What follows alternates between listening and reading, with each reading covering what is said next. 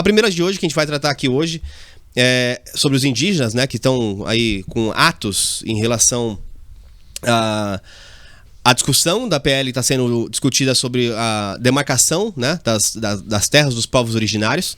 E na Câmara já foi aprovada aí a primeira versão aí, que demarca o marco de 1988, a Constituição, como marco temporal para definição dessas terras. Meninos, obviamente, durante a eleição, né, havia uma expectativa, né, do setor vencedor, que é o setor de esquerda, né, junto com o Lula, que existisse uma proteção um pouco maior, né, para os povos originários, os povos indígenas, tanto que muito de quem está agora, neste momento, criticando é o próprio povo da esquerda. Como que vocês estão enxergando essa relação que está sendo discutida e, em questões maiores, como que isso afeta as outras animosidades no meio do período do que o governo está sofrendo agora? Quer começar, Tamir? Posso começar. Eu acho que a perspectiva que eu parto desse ponto, eu tô aprendendo muito ultimamente, porque eu tô apresentando um programa com um amigo meu que mora no Pará, em uma cidade chamada Altamira. Pode falar o nome do programa, tá? Cisterna de notícia que a gente faz, de terça e sexta-feira. Mas acho que esse não era o foco. Não, o foco é que eu tô aprendendo muito com a questão da regionalidade e como as coisas mudam. E assim, eu sou paulista e paulistano, eu sempre tive essa perspectiva aqui de São Paulo. E enxergar o Brasil de uma outra perspectiva, sabe, principalmente nessa questão regional, tá sendo muito importante para mim. Vou pegar uma coisa simples que ele fala muito assim. Ele fala assim, vou ali rapidinho e já volto. O rapidinho dele é 50 quilômetros. É 50 quilômetros. Ele fala assim, a cidade do lado. Quando é a cidade do lado? 400 quilômetros. É como daqui até BH quase. Perspectiva de distância é outra. É totalmente. Isso é uma coisa simples. Uma coisa de nossa vida, assim, né? Então, eu já gosto de colocar essa questão indígena já dessa perspectiva. Nós estamos aqui... Porque eu vejo muita gente falando sobre essa questão indígena, que por um lado tem falando que tem que preservar, coisa do tipo, e tem que ser do jeito que é, e as pessoas têm que viver daquele jeito, e outro já é totalmente radical, acho que tem que destruir tudo, botar fogo em tudo e fazer o que tem que ser feito, sabe? Mas a minha perspectiva, eu já coloco desse ponto, mostrando assim que talvez eu não seja a pessoa mais apropriada para falar, e fica muito cômodo para mim, tendo aqui tudo destruído, aqui em São Paulo é tudo destruído, só que eu tenho uma internet de 5G na minha mão, eu consigo ter acesso a tudo, né? Se eu preciso ir num banco, se eu preciso ir num mercado 24 horas, se eu preciso trocar de um prédio comercial para abrir uma empresa coisa e tal, eu tenho todo o acesso.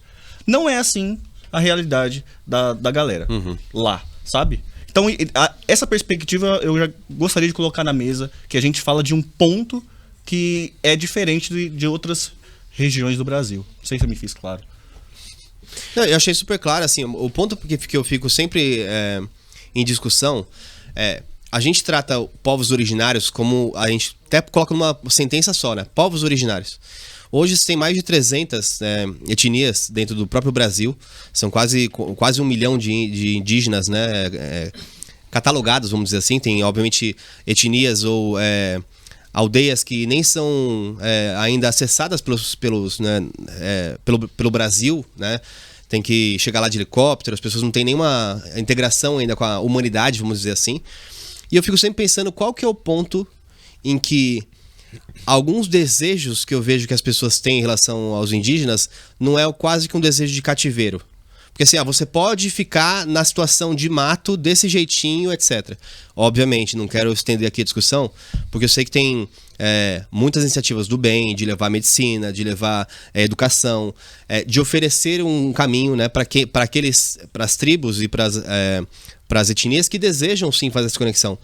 Mas como você sente isso na questão da liberdade? Assim, a liberdade de você ter o seu espaço, porque em teoria, se você vai dar essa liberdade...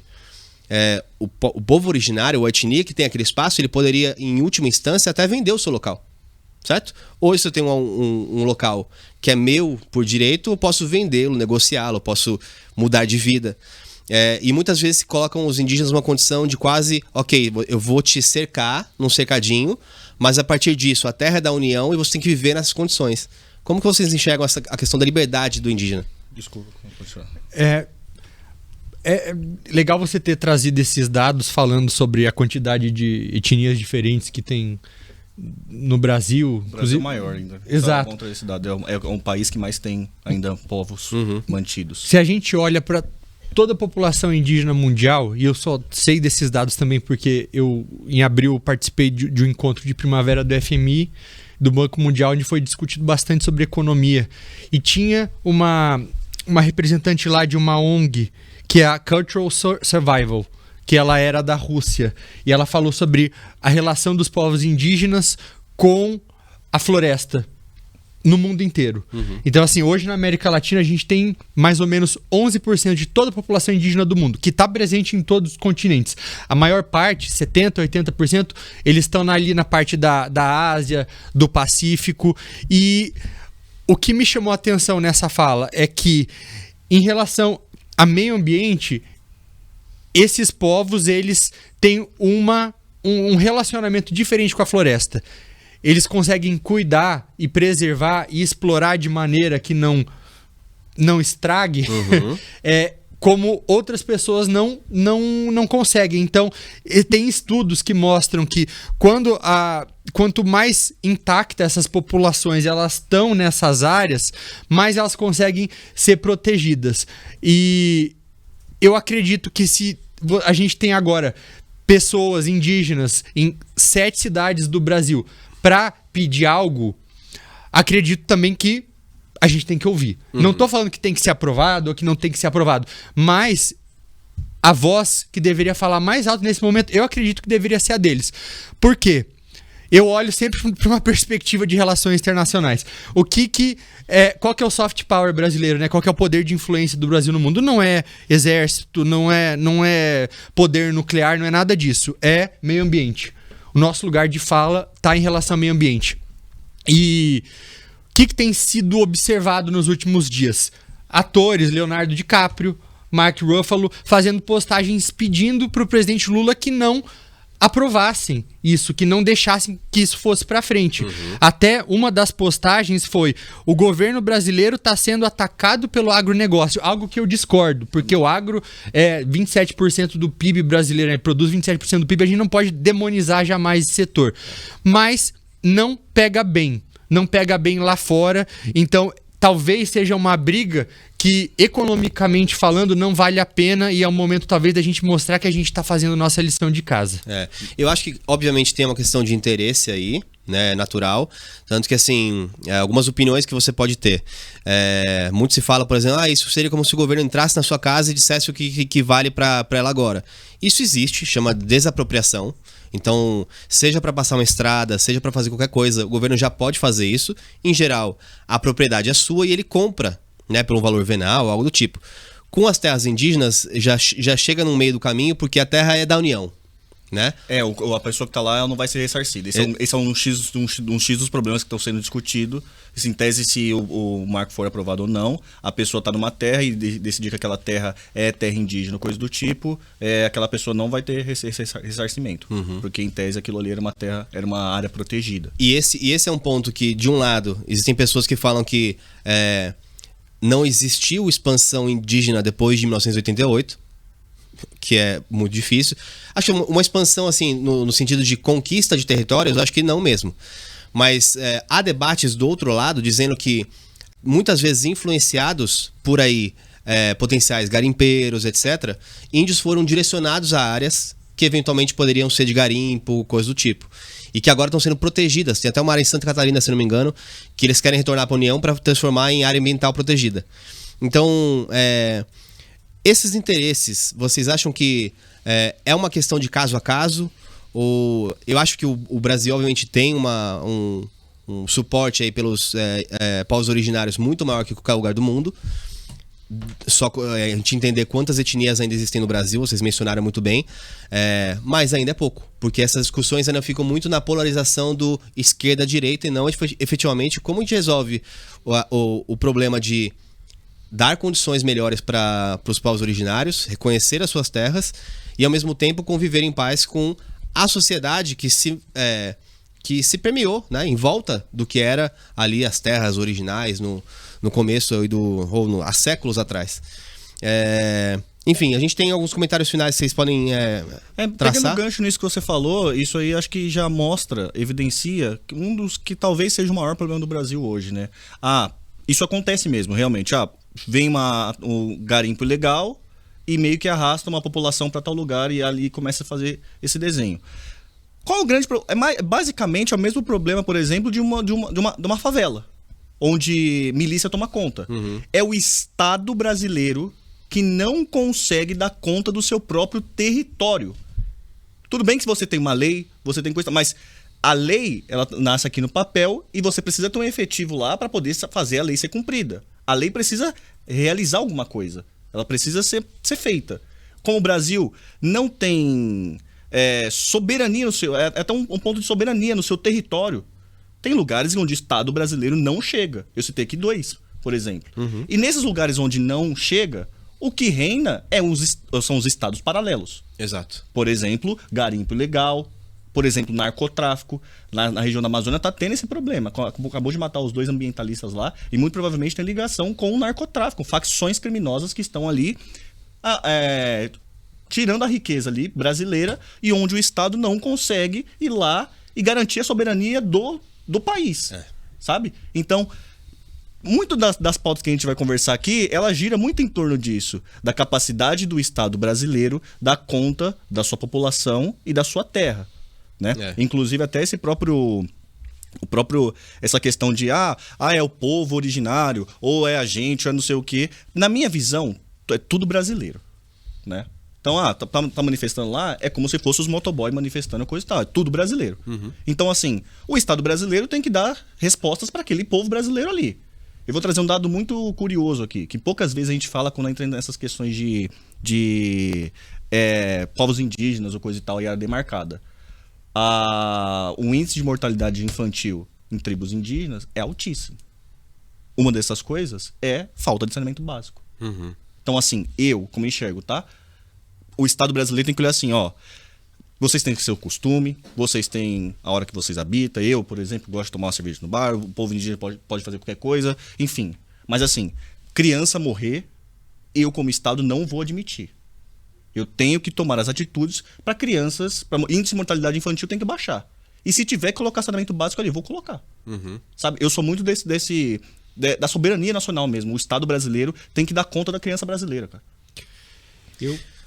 Pode ir lá. Eu vejo aí algumas hipocrisias em relação ao governo, principalmente governo federal, porque ao mesmo tempo que eles defendem que o Estado faça tudo, e o Estado imenso e gigante é um Estado que também ao mesmo tempo não consegue dar conta do que precisa.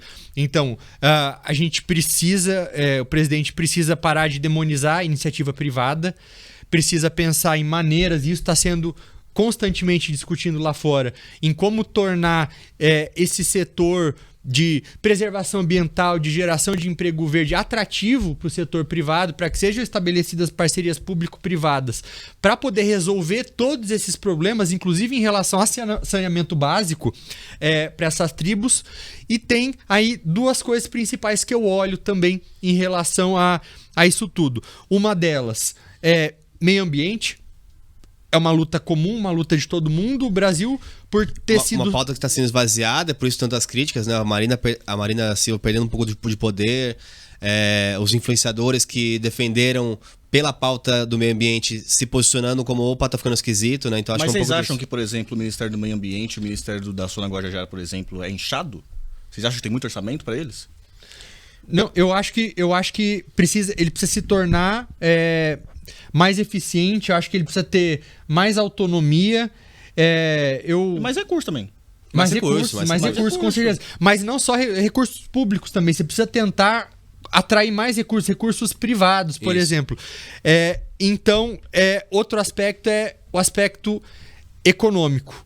Em como, por exemplo, você talvez aprovar uma lei que vá contra o interesse desses povos indígenas, que podem ser vistos como interesses que vão contra o meio ambiente também, pode nos atrapalhar aí, mais uma vez, para fechar acordos lá fora, por exemplo, acordo do Mercosul e União Europeia. Tem muita gente interessada na Europa em que esse acordo não vá para frente.